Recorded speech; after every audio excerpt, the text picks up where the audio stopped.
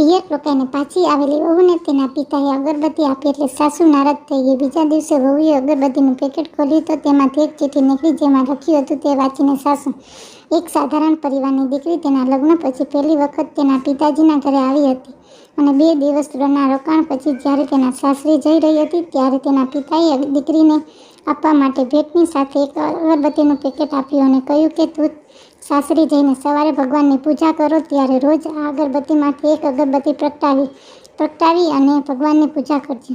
આ વાત સાંભળીને દીકરીની માતાને પણ આશ્ચર્ય થયું અને તેને પૂછ્યું કે તમે જે ભેટ આપી તે બરોબર છે, પણ અગરબત્તી દીકરીને દેવાય? દીકરી તેના સાસરે જઈ રહી છે અને તેમાં તેને ભેટમાં અગરબત્તીનું પેકેટ આપો તો કેવું લાગે? આ સાંભળી તેના પિતાએ ખિસ્સામાં હાથ નાખી અને જેટલા રૂપિયા હતા એ બધા દીકરીના હાથમાં મૂકી દીધા.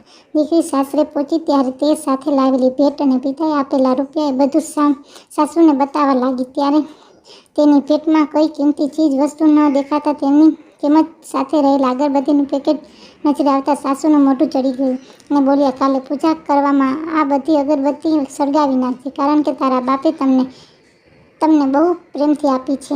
બીજા દિવસે સવારે જ્યારે દીકરી સવારમાં પૂજા કરવા મંદિરવાળા રૂમમાં જાય છે ત્યારે તેના પિતાએ આપેલું અગરબત્તીનું પેકેટ સાથે લઈને જાય છે અને તે પેકેટમાંથી અગરબત્તી કાઢવા જાય છે ત્યારે તેમાંથી એક કાગળ નીકળે છે જેમાં તેના પિતાએ પોતાના હાથે લખી અને દીકરીને સલાહ લખી હતી, જેમાં લખ્યું હતું કે દીકરી આ અગરબત્તીને એકવાર પ્રગટાવ્યા પછી પોતે સળગી જાય છે પરંતુ આખા ઘરને સુગંધિત કરી દે છે. એટલું જ નહીં, આડોશણ પાડોશણનું વાતાવરણ સુગંધિત કરી દે છે. આજે જ્યારે તું કાયમ માટે સાસરે ચાલી ગઈ છે, બની શકે છે કે તારા પતિ સાથે કે સાસુ સસરા સાથે કે નણંદ સાથે કે દિયર સાથે નારાજગી થાય અને થોડું બોલવાનું કે સાંભળવાનું પણ થઈ શકે છે અને ક્યારે આડોશણ પાડોશી સાથે સંબંધમાં નારાજ થઈ જાય ત્યારે મારી આ ભેટને કાયમને માટે યાદ રાખજે. અગરબત્તી પોતે જાતે પ્રગટી અને આખા ઘરને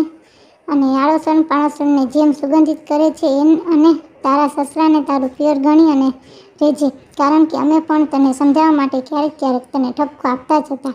માટે તારા કર્મ અને વ્યવહારની સુગંધથી તારા ઘરનું વાતાવરણ સુગંધિત અને પ્રફુલ્લિત રાખજે.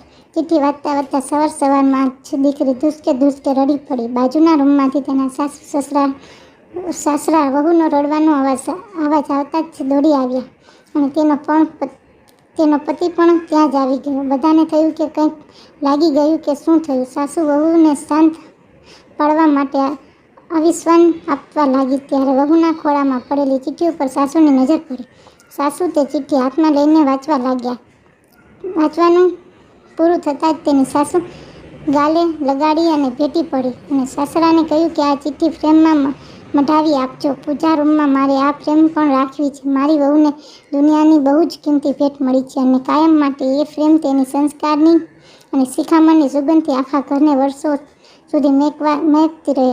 અગરબત્તી તો થોડા જ દિવસમાં ખાલી થઈ ગઈ હતી, પણ સંસ્કારની સુગંધ વિરણ વહેતી હતી. જો આ સ્ટોરી તમને પસંદ પડી હોય તો દરેક લોકો જોડે શેર કરજો. તમને આ સ્ટોરીને કોમેન્ટમાં 1 થી 10ની વચ્ચે રેટિંગ પણ આપજો. લાઈક કરો, શેર કરો અને અમારી ચેનલને